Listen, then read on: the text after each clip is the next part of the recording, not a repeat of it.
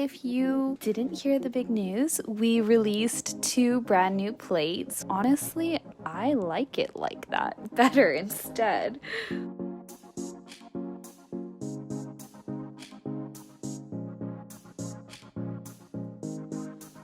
Hey everybody, it is Devin from the Maniology team. So if you are a plant enthusiast, then this is the plates for you. So I already painted my bases just because I didn't want you guys to have to sit there and wait forever. I decided to add a little bit of gold because I had this idea in mind and I really wanted to test it out. So we'll be trying some new things. Okay, so our first plate is M220 and this is a bonsai inspired plate. As you can see, there's all kinds of really cool images on here.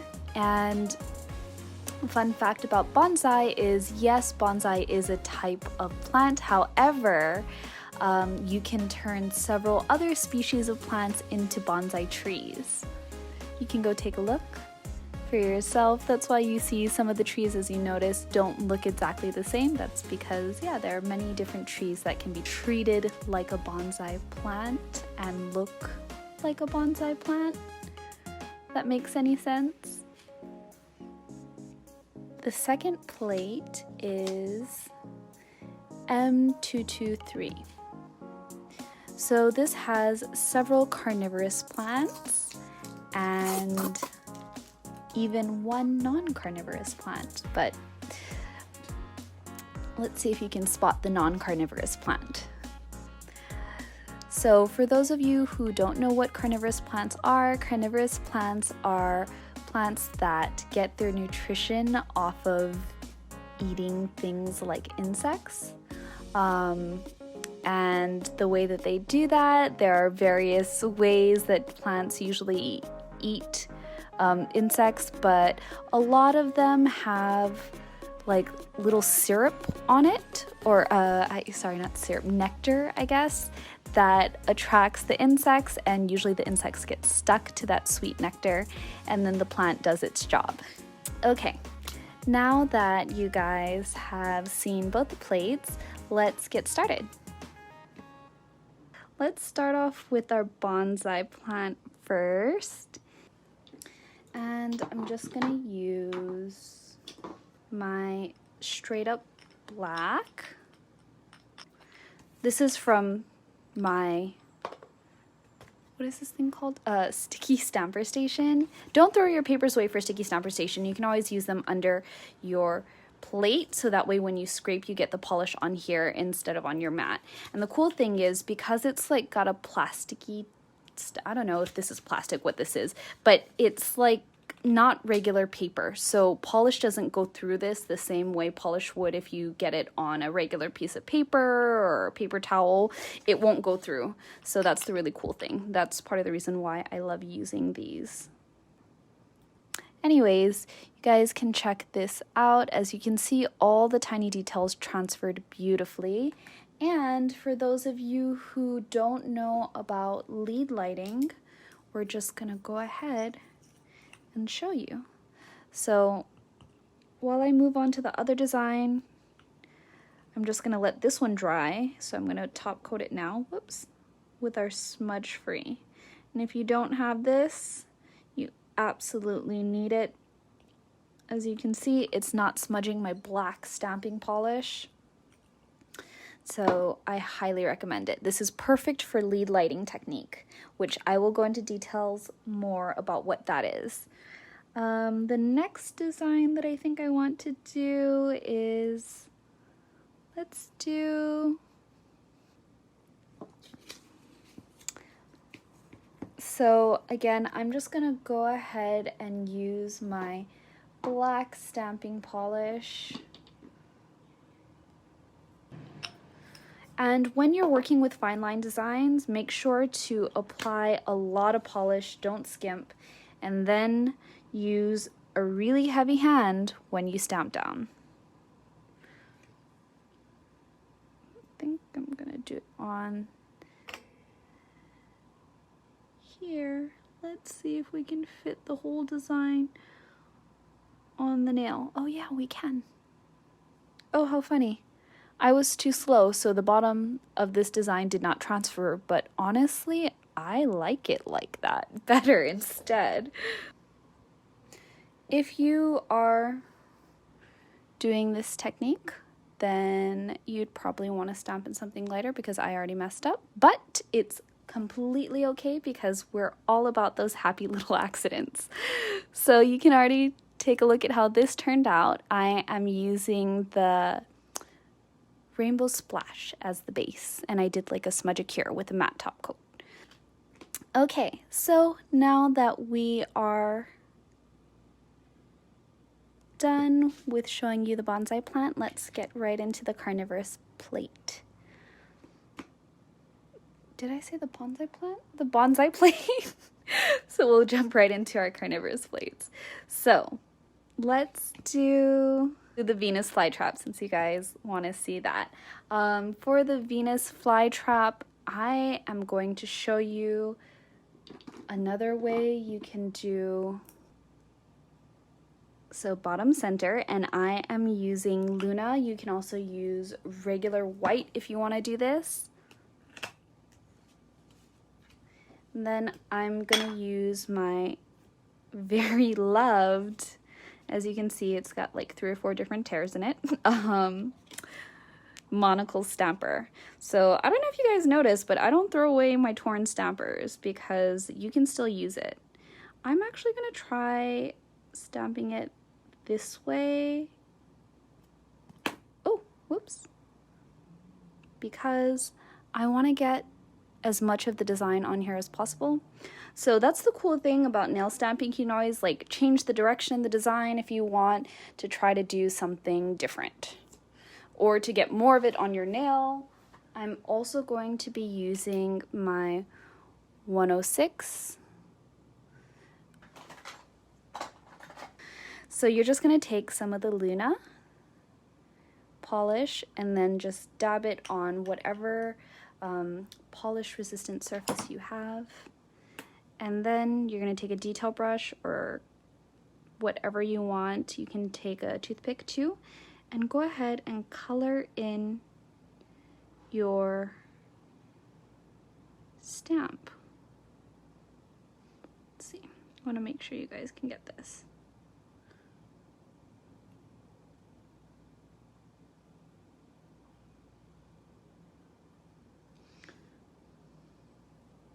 So you're going to want to use the same color as what you used for the outline when you stamped. And you're going to want to use a light colored polish because we're going to do some lead lighting. If you don't know what lead lighting is, don't worry about it. We're going to talk about it in the next couple of minutes.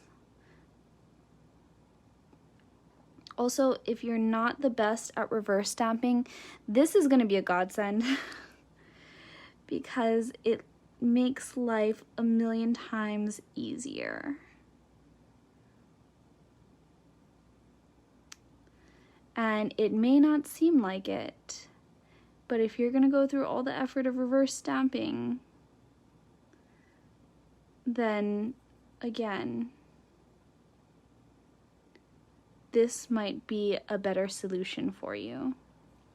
And you don't have to pick a super complex design like how I did. You can pick a significantly easier design, but you kept on saying the Venus flytrap in the center, so we're gonna do the Venus flytrap in the center since you all asked nicely. Okay, we're just gonna let that dry and put this over here.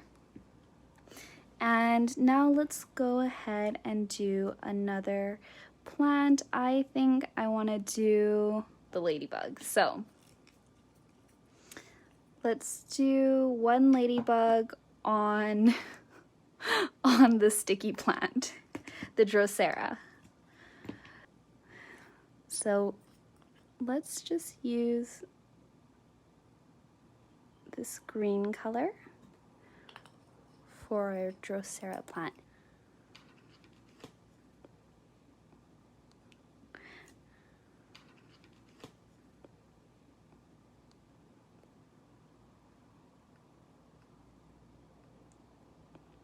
So just taking away all that excess junk on my stamper. Then we're gonna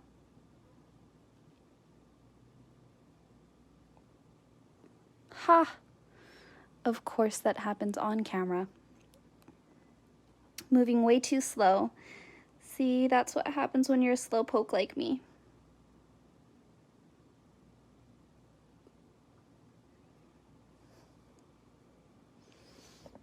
So, learn from my lesson, don't be a slowpoke. I'm gonna grab my little ladybug. Here we go.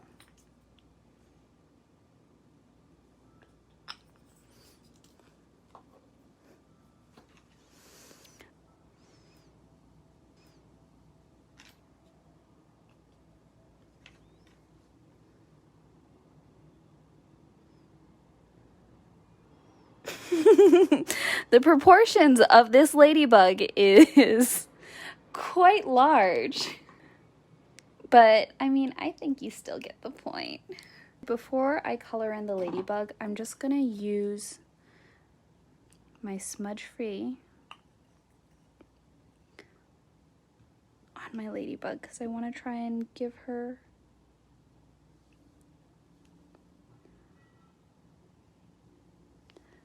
so you can see I just put a little dollop. I want to color in my ladybug and make her more red. So I'm just going to put that off to the side with our other designs, and then let's do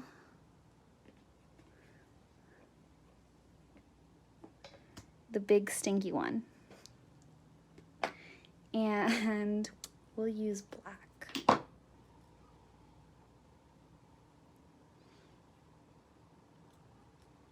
think someone asked earlier, I don't know if they were asking exclusively what do carnivorous plants eat or what do the big stinky one eat. Maybe you want to elaborate which plant you're referring to. And maybe I might know the answer. I'm not a professional horticulturist, for those of you who may have guessed. My specialty is nail art, but I do find plants extremely fascinating.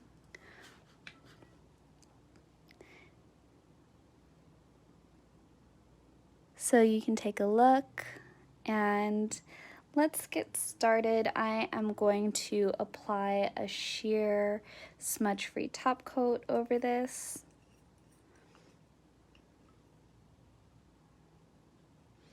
Also, the big stinky one is a red flower, and I read that it smells also really, really bad.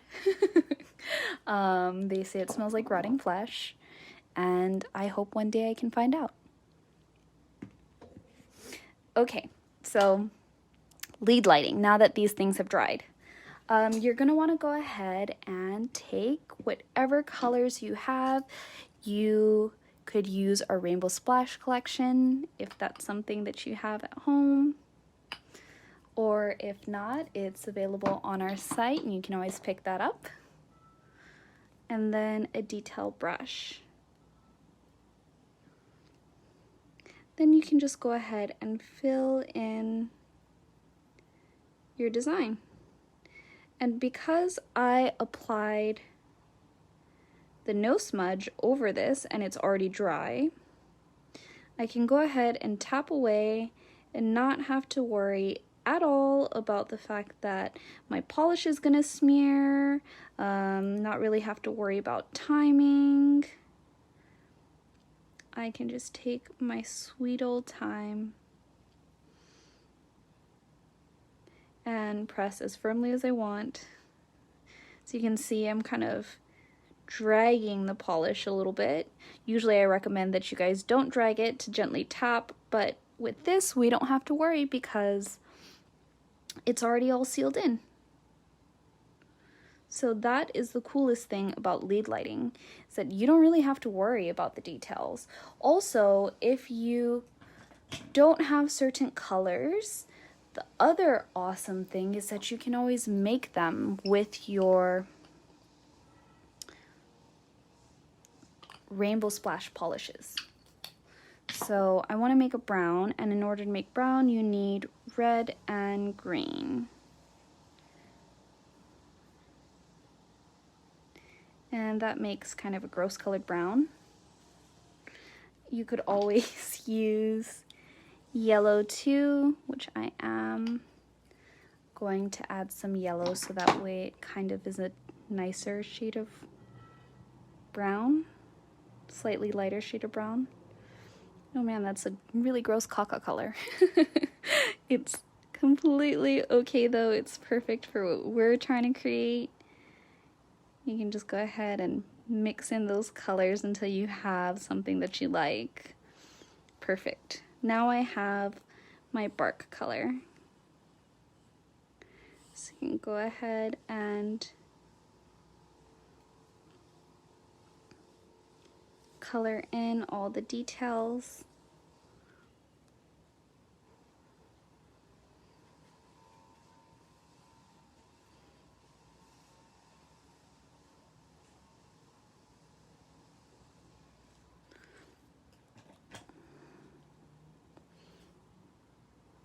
Need a little bit more green here and a little bit more green there. And the other thing too is if you wanted, you could always add highlights and go back in and add a little highlight if you wanted. Make some spots slightly lighter. I don't know if you guys can see. You can even add, for example, glass from our current Mani by Me, and you can layer this like teal color over it to make some spots darker. So for example, I don't know if you guys can, oh, there we go. You can see a little bit more. I am adding some of that teal to our bonsai design, so it kind of gives some areas more dark and some areas more light with our yellow. So that's the really cool thing about using Rainbow Splash. There's a lot of different things you can do with it. You can layer it, you can make your own colors, you can just do all kinds of cool things. And the reason this works is because they're transparent. If you try to do this technique with solid colors, you're not going to end up seeing your lines, and you're actually just going to color all over the good parts. And yeah, you'll be better off reverse stamping. So this is a lot more forgiving for those of you who struggle with coloring in the lines. It's a lot easier to get the right effect when you do lead lighting. Okay, now we're gonna go back to our big old Venus flytrap, and we're gonna use our straight up black and my monocle stamper again.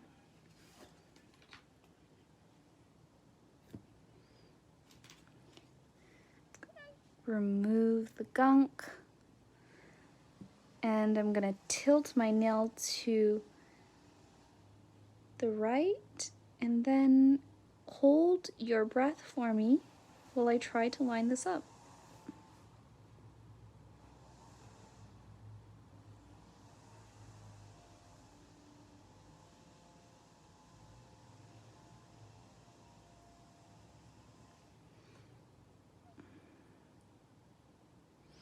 I mean, it's not perfect, but I think we did a pretty dang good job. So you can see now how parts of that is all colored. And then you can just go ahead and do your lead lighting on top of that. So this is how you create this. Actually, you know what, here. let me show you before I explain. Because you must be wondering, why on earth would you want to do that instead of just reverse coloring? Well, maybe reverse coloring isn't your thing, and maybe you struggle with that. So this technique is right up your alley. So now we're just going to let that dry, and then you can go ahead and color in the details if you want. I think this is dried now, so we can end up coloring in the rest of our little ladybug, which I said I wanted to make my ladybug more red.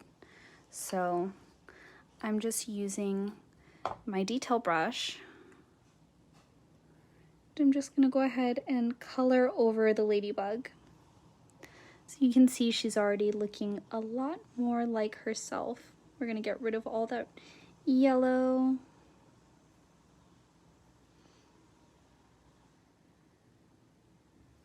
And now we have a real red ladybug.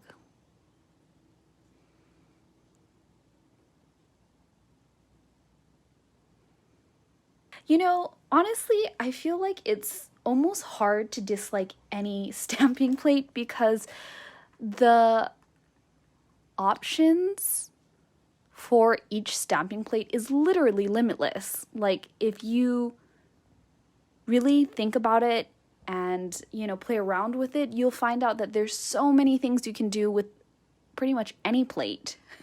If you just play with it long enough, there's actually quite a bit of possibilities. Even for designs that you're like, I don't know if I really like this, you play with it long enough and you'll find something that you can think is cool. I promise. I've been working for the company for a couple of years now, and I've noticed that literally plates that I was like, oh my god, absolutely not, I would never wear this, I ended up wearing it because I realized there were things on it that I could use. And that's just kind of how stamping is. Sometimes you see something and you're like, oh, it's really not my style, and then you start playing with it and you're like, wow, I didn't know that I was into bunnies wearing pink coats and with, I don't know, swimwear on. I mean, really, it's seriously absurd how many times I've ended up using something where I just really didn't think I would ever use it. It just seemed like the most absurd theme, and I ended up being into it later. Once I had a chance to play around with it, I was like, oh, I could totally see how these bunnies in pink coats and bathing suits matches exactly what I need. So we're gonna paint the big stinky one red, since I believe these flowers are red.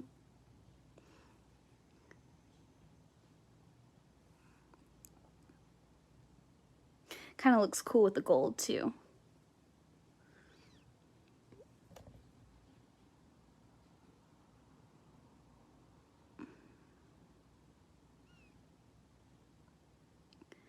The big stinky one had a really interesting name that I also could not pronounce, and I tried it.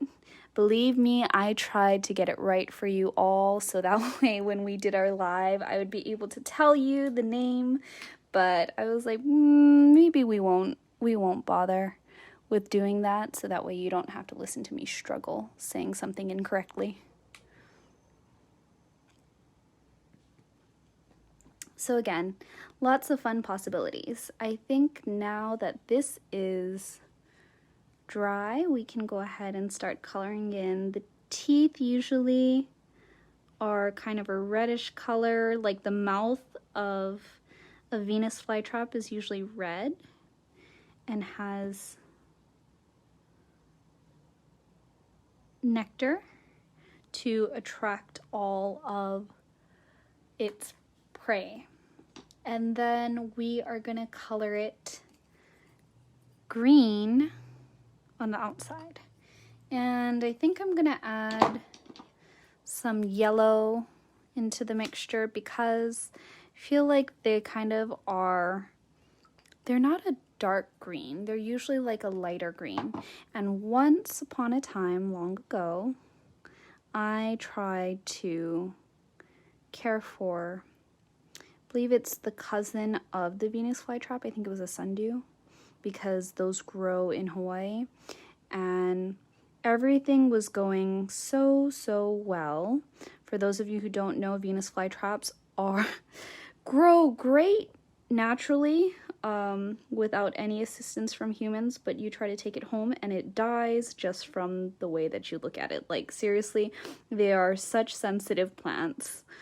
When you bring them home, they require a certain type of environment and love that I was unfortunately not able to properly give it. Basically, yeah, I killed that plant, and it was really sad because I was so excited to feed it. I think the first time I fed it, I took like an Instagram story, and if you don't have insects in your home, because mine was growing inside my house, it wasn't an outdoor plant, since I don't have a space that I can actually grow outdoor plants. I live in an apartment and don't have like a lanai or anything like that. So I was growing it in my home and everything was going well, and I fed it and it was so happy. You can feed them bloodworms, if like dehydrated bloodworms, which you could get inside a pet store. They usually sell it for fish like dehydrated bloodworms. And you can, like, this is gonna sound gross, but you can rehydrate it and make it eat that with some tweezers, and it loves it. Absolutely loves it. Gives it all the nutrition it needs. And my plant was super happy. But then one day I ended up putting my plant on like a special plate that I had. It was like a decorative plate, and I had another plant that was living on that plate for a long time, and that plant grew on a volcanic rock, and I guess there was some dust left over from the volcanic rock on that plate, and my sundew plant, like on the bottom holes of the pot, I guess the veins were poking out just like the slightest bit, and they sucked up some of that volcanic ash or volcanic rock dust, and it literally killed my plant the very next day. Like, within 24-hour span, my whole plant went from happy, healthy, beautiful to sagging and like dead. That's how sensitive it was, and I was heartbroken. My husband was also like, I warned you not to bring that plant home. So yeah, that was an unfortunate story. But anyways, these are our fun little creations using the Bonzai plate, which is M220, and our Carnivorous plants plate M223. And again, the polishes that I was using today was our Rainbow Splash collection. And we're also selling this gorgeous teal glass polish inside our Mani by Me subscription. So if you love this shade, it's not a part of our Rainbow Splash collection, unfortunately. And there's also a purple in this collection, but I don't have it with me today because I didn't need it. So yep, all of these colors are available on the site. Again, don't quote me on everything. We try our best, but of course, you know, we're not like horticulturists. But we do want to make something for everyone, so we try our best to include different themes. Thank you again so much for joining us. I truly appreciated you tuning into my live and listening to my tragic plant story. If you don't want to kill any plants, but you love them, then check out our stamping plates, because these plants I guarantee you will not kill, and they will always look good 24/7 year round, year after year. So talk to you guys later. Have a good one. Bye.